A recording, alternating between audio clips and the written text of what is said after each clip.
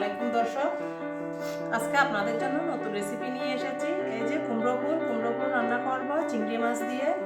আর এগুলোর জন্য সমস্ত উপকরণ এখানে কেটে নেওয়া হয়েছে। তাহলে চলুন আপনাদেরকে মূল রান্নাটা দেখে নিই। এখানে আমি একটা কড়াই নিয়ে নিয়েছি, গ্যাসটা অন করে দিব। প্রথম আমি গ্যাস অন করে দিচ্ছি। তাহলে সর্বপ্রথম আমি এখানে পরিমাণ মতো তেল দিয়ে দিচ্ছি।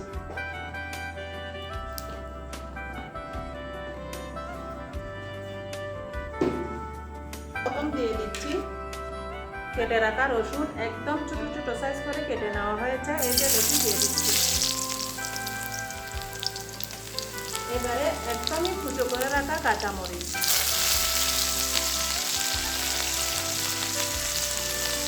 এবং পেঁয়াজ।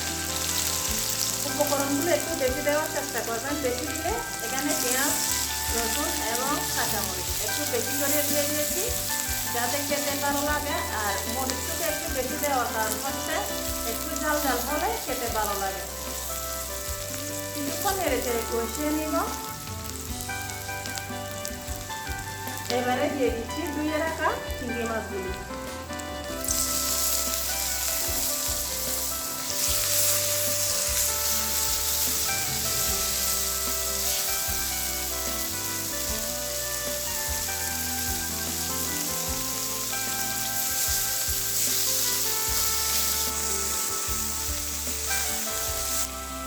ভাজার কাজটা একটুখানি সময় নিয়ে করতে হবে। চিংড়ি মাছগুলো যেন ভাজা ভাজা হয়, এতে করে খেতে ভালো লাগবে।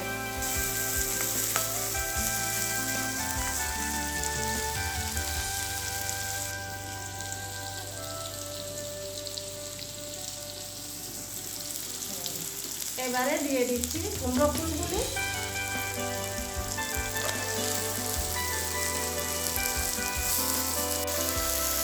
এবারে ঢেকে দিচ্ছি একটুখানি এগুলো কমে আসুক, এরপরে অন্য উপকরণগুলো দিয়ে দিব। ফিরে এলাম 10 মিনিট পর। এবারে দেখবো কতটুকু হলো। অনেকটাই কমে এসেছে, প্রায় অনেকটাই হয়ে গেছে।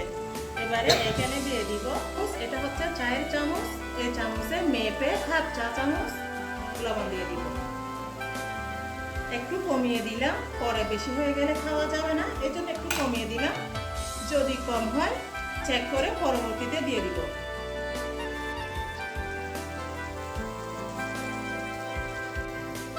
এবারে দিয়ে দিচ্ছি হলুদ, একদমই অল্প, এটা দিয়ে দিচ্ছি কালারের জন্য, আর সামান্য টেস্টও বেড়ে যায়।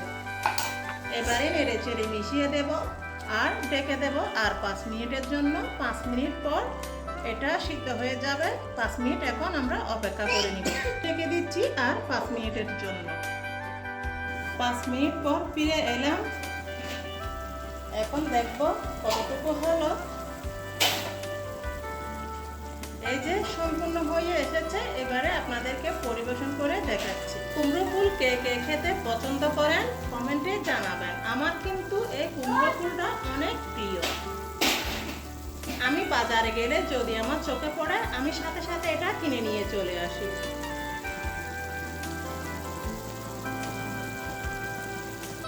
এবারে ঢেলে দেখাচ্ছি।